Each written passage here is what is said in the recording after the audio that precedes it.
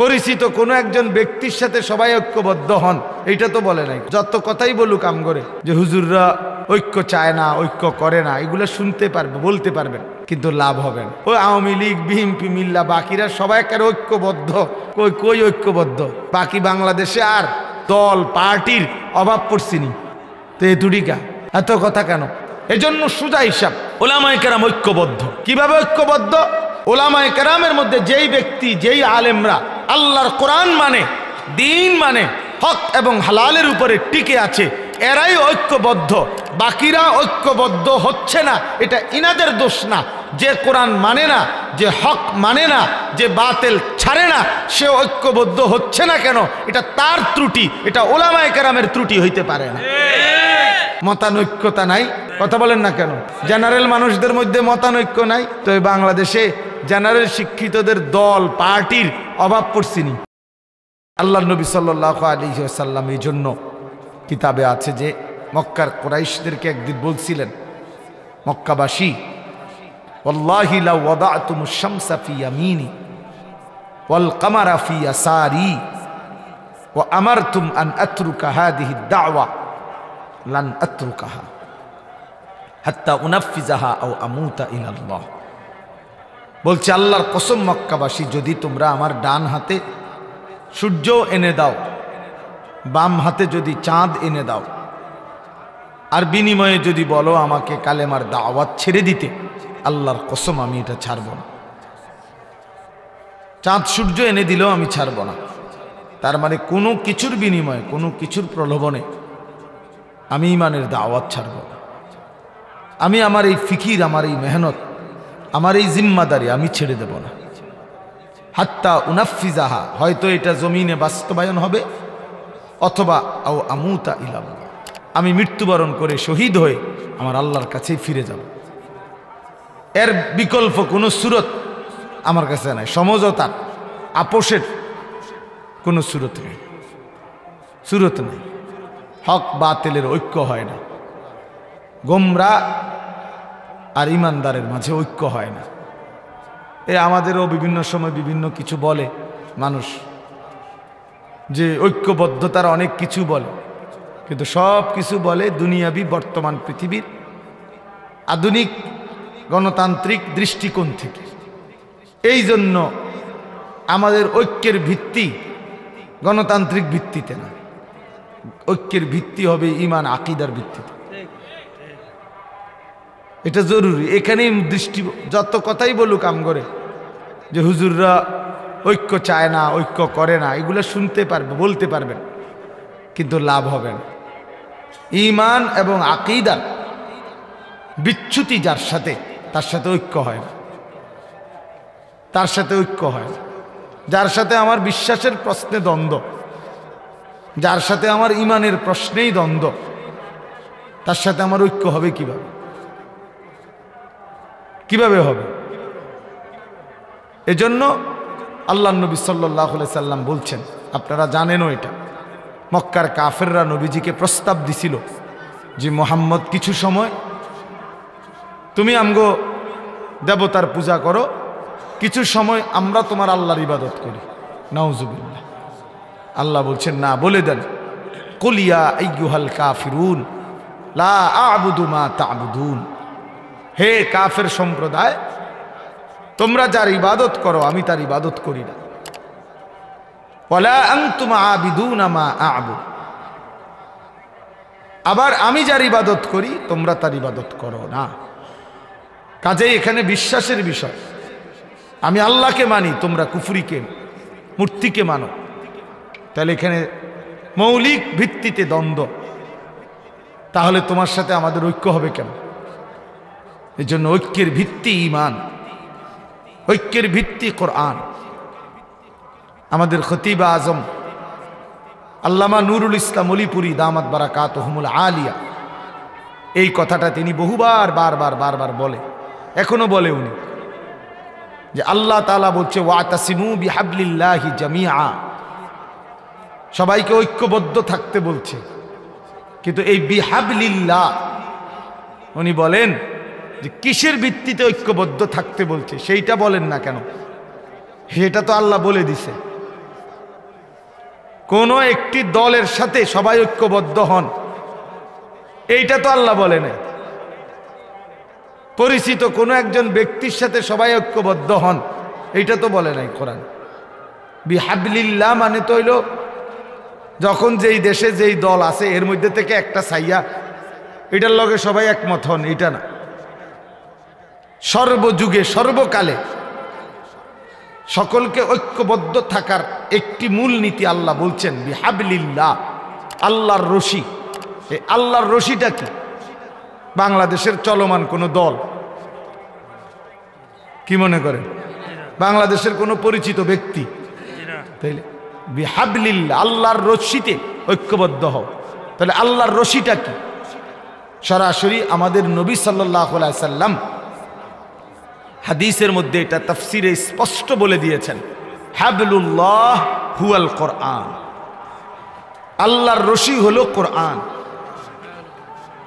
আল মামদুদু মিনাস সামাই ইলাল আরদ, সাত আসমানের ঊর্ধ্ব থেকে সাত তবক জমিন পর্যন্ত বিস্তৃত যে কোরআন, যে দিন, এই কোরআনের ভিত্তিতে ঐক্যমত। কোরআন যেটাকে হক বলে সেটাতে তুমি একমত থাকো, কোরআন যেটাকে বাতিল বলে সেটাকে তুমি বাতিলই মনে করো, কোরআন যেটাকে জায়েজ বলে সেটাকেই তুমি জায়েজ মনে করো, কোরআন যেটাকে হারাম বলে সেটাকেই তুমি হারাম বলো। পৃথিবী আধুনিক হইতে হইতে আরও ডেভেলপ করতে করতে যদি সুদকে একেবারে শব্দটা বুলাইয়া যদি ইন্টারেস্ট নাম দিয়া আরো সুন্দর করেও সাজাইয়া টাজাইয়াও দেয়, তারপরেও আল্লাহর কোরআন যেটা হারাম বলছে এটা হারামই, এটা হারাম। অতএব এরকম প্রত্যেকটা বিষয়ের ক্ষেত্রে আজকে আমরা অনেক সময় এটা বুঝি না, কথার প্রসঙ্গে বললাম আর কি, আমরা অনেক সময় এটা বুঝতে চেষ্টা করি না। আমরা মনে করি যে যেভাবে আছে চলো ঐক্যবদ্ধ থাকো। কেমন ঐক্যবদ্ধ থাকবে? প্রত্যেকে প্রত্যেকের মতো থাকবে, সবাই আবার ঐক্যবদ্ধ থাকবো, তো সংশোধন করবে কি? সংশোধনটা হবে কি তাইলে? সংশোধন করবে কি তাইলে? যার মতো, যার দাড়ি নাই তাকে তার মধ্যে থাকতে দাও, যার দাড়ি আছে তাকে তার অবস্থায় থাকতে দাও, ঐক্য থাকো। তো সংশোধন করবো কি? কথা বোঝেন না? যে দাঁড়াইয়া মুতে তারে দাঁড়াইয়া মুততে দাও, যে বইয়া মুতে তারে বইয়া মুততে দাও, দুজনে ঐক্যবদ্ধ থাকো। তো ঠিক করবো কি? তা বুঝছেন নি? ঠিক করবে কি তাইলে? তো দিন কি তাইলে? যারা সুদ খায় তাদেরকে সুদে খাইতে দাও, যারা এমনি হালাল খাইতে চায় তাদেরকে হালালই খাইতে দাও, ঐক্যবদ্ধ থাকো। তো কি হইল? যে নারী বেপর্দা চলতে চায় তাকে বেপর্দাই চলতে দাও, যে পর্দানসীন চলতে চায় তাকে পর্দানসীনই চলতে দাও, তবু ঐক্যবদ্ধ থাকো। তো ঐক্যবদ্ধ থাকতে বলছে এখানে, এটা নিয়ে ঐক্যবদ্ধতার অর্থ এইটা মনে রাখতে হবে। ঐক্যবদ্ধ মানে আল্লাহর কোরআন যখন কেউ মেনে নেয়, এবার যে কয়জন এরাই ঐক্যবদ্ধ। কথা বুঝেন নাই? কোরআন যেটাকে হালাল বলছে এটাই হালাল, কোরআন যেটাকে হারাম বলছে এটাই হারাম।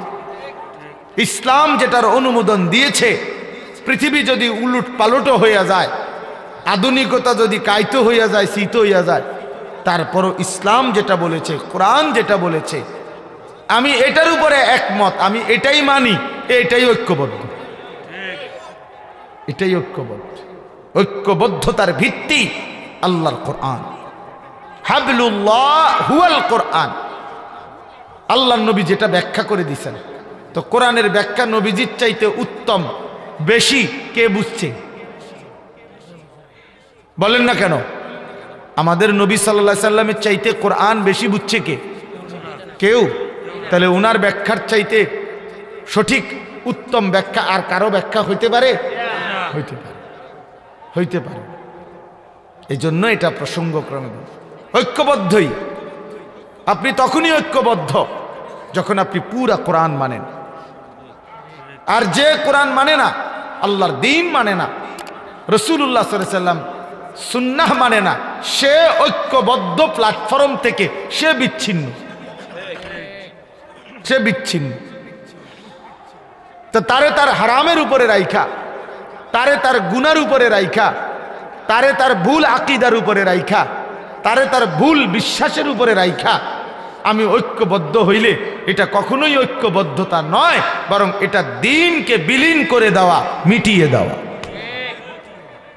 এই ঐক্যবদ্ধতা আল্লাহ বলেও নাই, আল্লাহ চায়ও না, আল্লাহ তাআলা চায় না। এটা মনে রাখবেন, যে দূর বুঝছেন বুঝছেন, বাকি এটা মনে রাখি, এটা বুঝেন।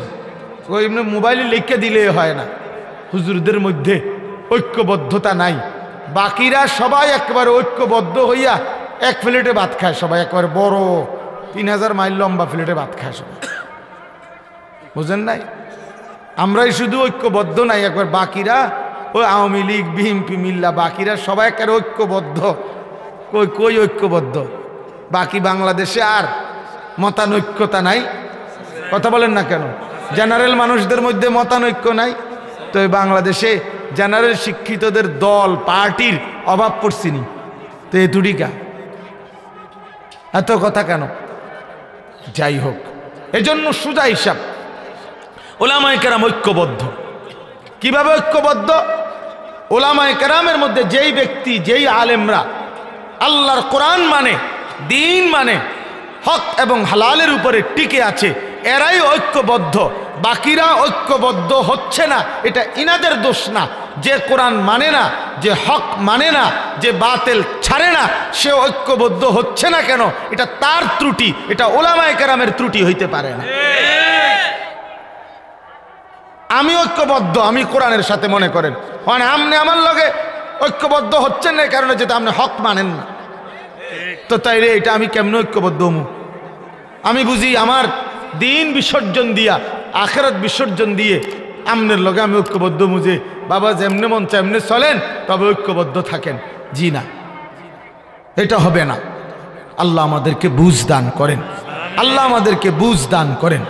এই যে বর্তমানে দাওয়াত ও তাবলীগের মধ্যে যে বিচ্ছিন্ন শক্তিটা, সাদ নামের একজন ভণ্ড ব্যক্তি, যে তার কিছু গুন্ডা অনুসারী নিয়া আপনার ইচ্ছা করে পরিকল্পিতভাবে দুশ্মনের এজেন্ডা বাস্তবায়নের জন্য যে তার অনুসারীদেরকে নিয়ে ওলামায়ে কেরামের বিরোধিতায় দাঁড়াইছে।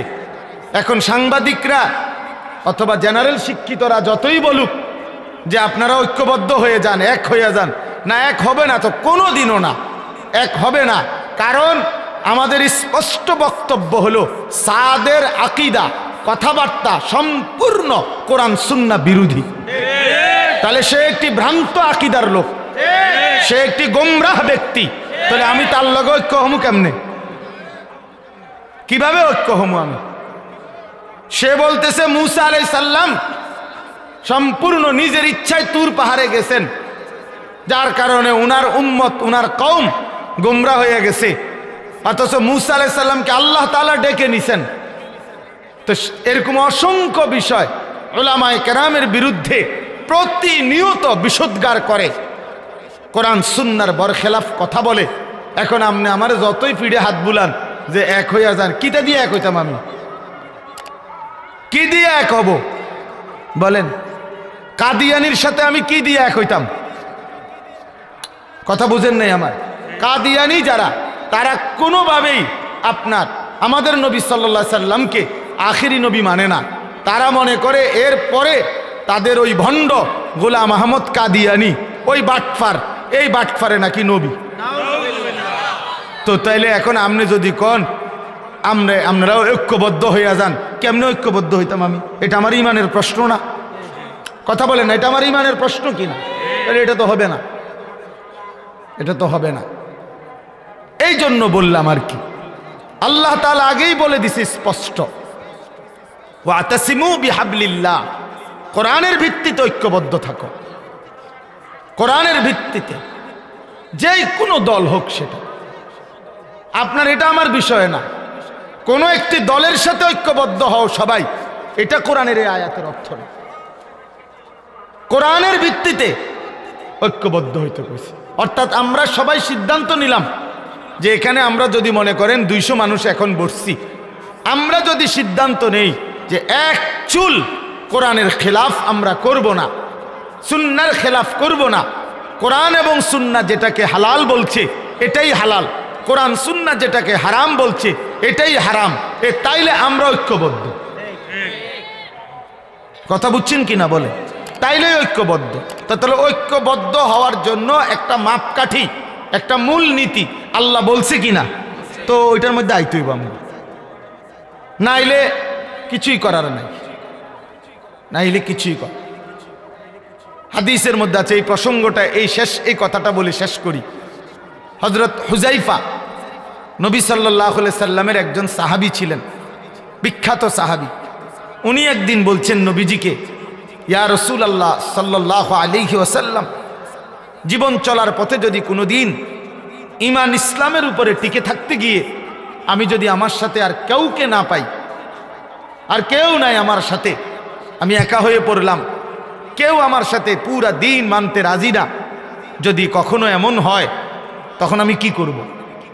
আল্লাহর নবী সাল্লাল্লাহু আলাইহি সাল্লাম বলছেন, ওয়ালাউ আন তাআদ্দা বিআসলি শাজারাতিন, প্রয়োজনে তুমি গাছের গোড়ালি শিকড় কামড়াইয়া ধরে রাখবা, তারপরও একা হলেও দ্বীনের উপরে অটল থাকবা। তো তুমি ঐক্যবদ্ধ, তুমি একজন, ওই তুমি ঐক্যবদ্ধ কিসের ভিত্তিতে? কথা বলেন না কেন? এই জন্য এটা মনে রাখতে, যে না আর সম্ভব না, পুরা সমাজ, পুরা দেশ, পুরা মহল্লা টেলিভিশন কিনে লাইছে, আর আমি একজন শেষ, এবার এই পুরা 30 ঘর মানুষের মধ্যে আমার এই একটা ঘরে আর টেলিভিশন না কিনা, আর আমি একজন, আর কি করুন, থাক বাদ দাও, আমিও কিনে লাই। বুঝছেন নি আপনার কথাটা? এটা নি কথা, এটা নি ইসলামের কথা না। প্রয়োজনে তুমি একাই মাটি কামড়াইয়া ধরে রাখবে, তো তুমি ঐক্যবদ্ধ। আরো আশ্চর্য শুনবেন, ইব্রাহিম আলাইহিস সালাম, উনি, এই যে ইব্রাহিম নবী, উনি কয়জন? একজন। ওই যে ছেলেটা হাফেজ সাহেব যে পুরস্কার প্রাপ্ত, এই প্রিয় ভাই যে তেলাওয়াত করছে ইব্রাহিম আলাইহিস সালামের ঘটনা, হ্যাঁ খুব সুন্দর তেলাওয়াত করছে। তো এই ইব্রাহিম আলাইহিস সালাম, উনি ব্যক্তিগতভাবে কয়জন? একজন। কিন্তু কোরআন শরীফে স্পষ্ট আছে, ইন্না ইব্রাহিমা কানা উম্মাতান, ইব্রাহিম ছিল একটি জাতি, ইব্রাহিম একাই একটি উম্মত। অর্থাৎ আল্লাহর দ্বীন যখন সে পূর্ণ মেনে নিছে, তো ইনি একাই শক্তি, তিনি একাই ঐক্যবদ্ধ, তিনি একাই একটি জাতির প্রতিবিম্ব, প্রতীচ্য। এই জন্য এটা মনে রাখতে হবে, পুরা দিন কোনো অবস্থাতেই পৃথিবীর সবাই যদি আল্লাহর দ্বীন ছেড়ে দেয়, তবুও আমি ছাড়বো না, এই ব্যক্তি ঐক্যবদ্ধ। এবার বাকিরা ধীরে ধীরে এখানে এসে ঐক্যবদ্ধ হইতে হবে, ধীরে ধীরে নাহকের লগে ঐক্যবদ্ধ হইলে হবে না। আল্লাহ আমাদেরকে বুঝার তৌফিক দান করেন। চলেন বাবা, বলতেছিলাম আল্লাহ তাআলা আমাদের প্রিয় নবী সাল্লাল্লাহু আলাইহি ওয়াসাল্লামকে যখন এই দায়িত্ব তিনি আদায় করছেন, তিনি বলছেন, আমি এক চুলো আমার কালেমার দাওয়াত থেকে বিচ্যুত হব না। কোনো প্রলোভনে নবীজি আপোষ করে নাই, সমঝোতা করে নাই, বরং তিনি বলছেন, আমি একা হই, কিন্তু আমি একাই আমার আল্লাহর কালেমার দাওয়াত দিতেই থাকব। 10 বছর পরে আল্লাহর নবী সাল্লাল্লাহু আলাইহি সাল্লামের চাচা আবু তালেব তিনি ইন্তেকাল করছেন। নবীজির বয়স তখন 50। তার 5 দিন পরে বা 7 দিন পরে নবীজির স্ত্রী আম্মাজান খাদিজা রাদিয়াল্লাহু তাআলা আনহা তিনি ইন্তেকাল করছেন। এই নবুয়তের 10ম বছর নবীজির দুইজন আপনজন ইন্তেকাল করছেন। একজন বাহিরে নবীজিকে আগলাইয়া রাখতেন আবু তালেব, আর আরেকজন ঘরে আদর সোহাগ ভালোবাসা দিয়ে আগলাইয়া রাখতেন তিনি প্রিয়তমা স্ত্রী খাদিজা রাদিয়াল্লাহু তাআলা আনহা। মেরাজের এই ঘটনাটা রাসূলুল্লাহ সাল্লাল্লাহু আলাইহি সাল্লামের জীবনে সেটা সংঘটিত হয়েছিল। আল্লাহর নবী সাল্লাল্লাহু আলাইহি ওয়াসাল্লাম 40 বছর বয়সে মক্কায় ইসলাম প্রচার শুরু করছেন। আপনারা আমরা সবাই জানি। তো এক টানা 10 বছর মক্কায় আল্লাহর নবী সাল্লাল্লাহু আলাইহি সাল্লাম প্রথম দিবানিশি মক্কার জমিনে কালেমার দাওয়াত দিছেন। এই 10টি বছর প্রতিনিয়ত মক্কার কাফেররা নবীজি সাল্লাল্লাহু আলাইহি সাল্লামকে বিরোধিতা করছে, জুলুম অত্যাচার নির্যাতন করেই গেছে। শারীরিকভাবেও জুলুম অত্যাচার করছে, মানসিকভাবেও জুলুম অত্যাচার করছে। নবী সাল্লাল্লাহু আলাইহি সাল্লামকে শারীরিকভাবে অনেক আঘাত করছে, গলার মধ্যে গামছা লাগায়া বহুবার কাবাগরের সীমানার থেকে নবীজিকে বের করে দিছে। নবী সাল্লাল্লাহু আলাইহি সাল্লাম সেজদা দিছে, তো উটের পচা নারী বুড়ি নবীজির পিঠে চাপায় দিছে। নবী সাল্লাল্লাহু আলাইহি সাল্লামকে ধাক্কা দিছে, ছোট ছোট পাথরের কঙ্কর নবীজির কপালের দিকে মারছে। এবং নবী সাল্লাল্লাহু আলাইহি সাল্লামের উপর যে কয়জন সাহাবী কালেমা গ্রহণ করছেন তাদের প্রত্যেককেই মক্কার কাফেররা নির্মম নির্যাতন করছে, জুলুম অত্যাচার করছে। হজরতে বেলাল, হজরতে খাব্বাব, হজরতে খুবাইব, হজরতে আম্মার, হজরতে ইয়াসের, হজরতে সুমাইয়া, হজরতে জানিরা, এরকম সাহাবিরা খুব মজলুম হয়েছেন, জুলুমের শিকার হয়েছেন, অনেক বেশি নির্যাতন কষ্ট সহ্য করছেন। আমরা কিতাবে পড়ছি হজরতে খাব্বাব রাদিয়াল্লাহু তাআলা আনহু ইসলামের প্রথম যুগে যিনি কালেমা গ্রহণ করছিলেন, তো ওনাকে পরবর্তীতে হজরত ওমর রাদিয়াল্লাহু তাআলা আনহু একবার জিজ্ঞেস করছিল যে খাব্বাব, ইসলামের প্রথম যুগে তুমি ইসলাম ধর্ম গ্রহণ করার কারণে কি পরিমাণ জুলুম অত্যাচার সহ্য করেছো এটা একটু শোনাও। তখন হজরত খাব্বাব রাদিয়াল্লাহু তাআলা আনহু নিজের চাদর সরাইয়া আমিরুল মুমিনিন হজরত ওমরকে নিজের দুই পাশের কোমর দেখাইলেন। হজরত ওমর দেখলেন কোমরের দুই পাশে এক টুকরা গোশত নাই, হাড্ডিটা ছাড়া। তো হজরত ওমর রাদিয়াল্লাহু তাআলা আনহু হজরত খাব্বাবকে জড়ায় ধরে বললেন, খাব্বাব কি হয়েছিল তোমার? তো তিনি বললেন যে আমার মনিব, আমি ছিলাম গোলাম কৃতদাস, আমি কামারের দোকানে আমার মনিবের কাজ করতাম। তো যেদিন আমার মনিব শুনছে আমি কালেমা গ্রহণ করছি, তো সেদিন এই গরম কয়লা, উত্তপ্ত লাল কয়লার মধ্যে আমার মনিব আমার দুই পাশের কোমর এমনভাবে চাপ দিয়া ধরে রাখছে যে গোশতগুলো পুড়ে খসে খসে পড়ে গেছে। এজন্য আর কোনোদিন আমার এই দুই পাশের কোমরে গোশত আর হয় নাই। এইভাবে সাহাবীরা জুলুম নির্যাতন সহ্য করছে। তাইলে শারীরিকভাবে মানসিকভাবে ভীষণ জুলুম অত্যাচার হয়েছে আল্লাহর নবী সাল্লাল্লাহু আলাইহি সাল্লাম এবং সাহাবীদের উপর। কিন্তু আল্লাহর নবী সাল্লাল্লাহু আলাইহি সাল্লামের প্রতি আল্লাহ তাআলার একটা আদেশ ছিল, ফাস্তাকিম কামা উমিরতা। নবীজিকে আল্লাহ বলছেন, আপনাকে যে আদেশ করা হয়েছে কালেমার প্রচার প্রসার, ইসলামের দাওয়াত, আপনি পূর্ণ ইস্তেকামাত, দৃঢ়তার সাথে, মজবুতির সাথে এই কাজে লেগে থাকেন। আল্লাহ তাআলা বলছে কোনোভাবে এক চুলো আপনি এই কাজ থেকে পিছপা হবেন না। আপনার মেহনত, আপনার জিম্মাদারি আপনি করতে থাকেন, করতে থাকেন।